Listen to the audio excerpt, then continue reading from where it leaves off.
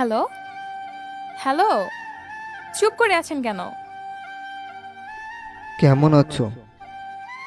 কে আপনি? এত তাড়াতাড়ি অচেনা হয়ে গেলাম?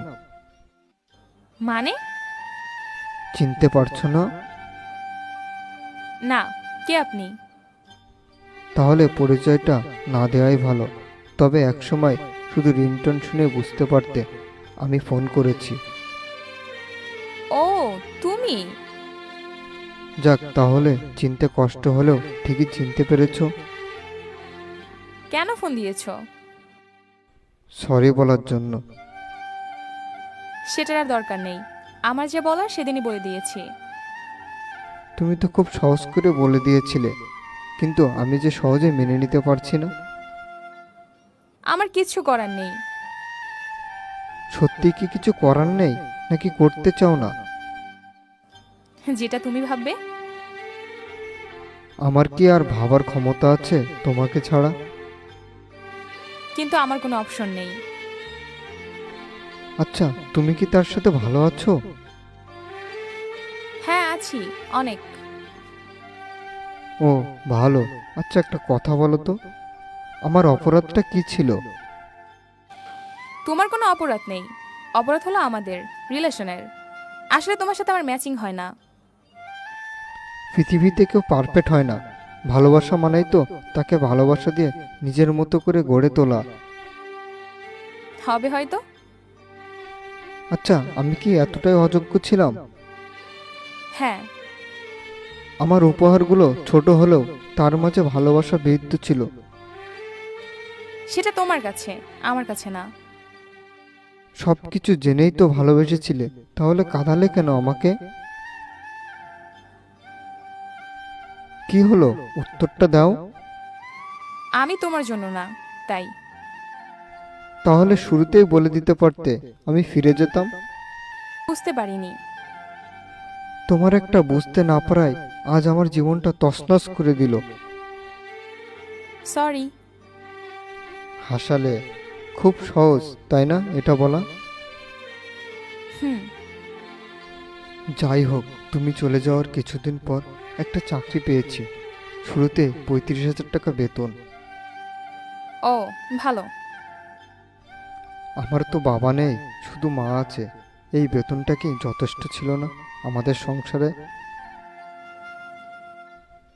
জানো, ঘরটা যদি খড়েরও হয়, তাতে যদি ভালোবাসা থাকে, সেটা কোটি টাকার চেয়েও দামি।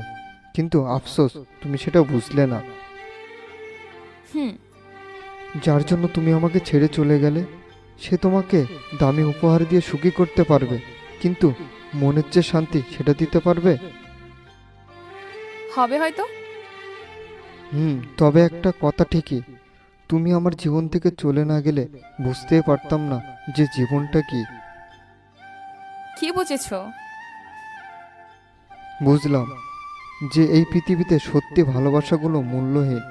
দামি উপহার আর প্রিয় মানুষের সব ইচ্ছে আবদার পূরণ করতে পারলেই সে পারফেক্ট, আর নয়তো না।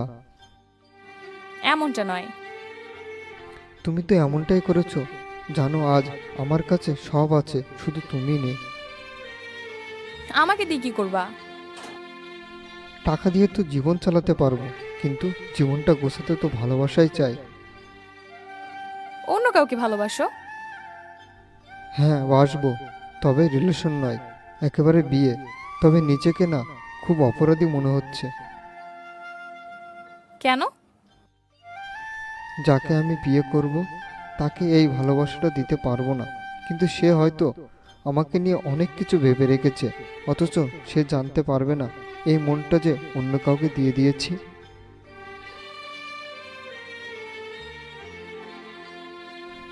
আচ্ছা, অনেকটা সময় নষ্ট করলাম তোমার। এখন বাই। জাস্ট তোমাকে মনে করছিলাম, তাই ফোন দিয়েছিলাম। দেখো, আমার কি ভাগ্য যে আনকমন নাম্বার থেকে কল করে তোমার ভয়েসটা শুনতে হচ্ছে। যদি ভুল করে থাকি তাহলে ক্ষমা করে দিও। টাটা। শোনা। বলো। তোমার ভালোবাসা সত্যি ছিল। সে আমাকে রেখে চলে গেছে সুন্দরী মেয়ে পেয়ে। মোহ কেটে গেলে এমনই হয়। আমার ভালোবাসায় কোনো মোহ ছিল না। তাই আজও তোমাকে ভুলতে পারেনি। তার ভালোবাসায় হয়তো মোহ ছিল, তাই সে তোমাকে ছেড়ে চলে গেছে। তোমাকে বলতে চেয়েছিলাম কথাটা, কিন্তু সাহস হয়নি বলার। মনে হচ্ছিল তুমি মানবে না। না মানার কিছুই নেই, আমি জানতাম এমন কিছু হবে। এই জন্য তোমাকে বলেছিলাম, সময়, অবস্থা, পরিস্থিতি কখনো একরকম থাকে না। হুম। বাই। শোনা, বলো। যদি ফিরে আসি আমাকে গ্রহণ করবে? আগে যদি বলতে হয়তো মেনে নিতাম, আর একটা সুযোগ দিতাম, কিন্তু এখন আর পারবো না। কেন? সামনের শুক্রবার আমার বিয়ে। মায়ের শরীর ভালো না, তাই মায়ের পছন্দ করা মেয়েকে বিয়ে করতে রাজি হলাম।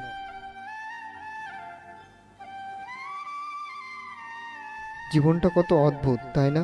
আমি যখন তোমাকে চেয়েছি তখন তুমি অন্য কারো, আজ যখন তুমি আমাকে চাচ্ছ তখন আমি অন্য কারোর। হুম। আচ্ছা ভাই, আমার মতো তুমিও না হয় ভালো ছেলে দেখে বিয়ে করো। আর হ্যাঁ, তার টাকা বা চেহারা দেখে নয়, মন দেখে বিয়ে করো, তাহলে ভালো থাকতে পারবে।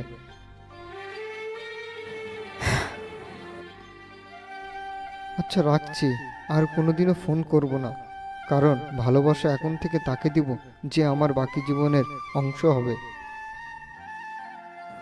তোমরা অনেক ভালো থেকো। চেষ্টা করব তুমিও ভালো থেকো। হুম।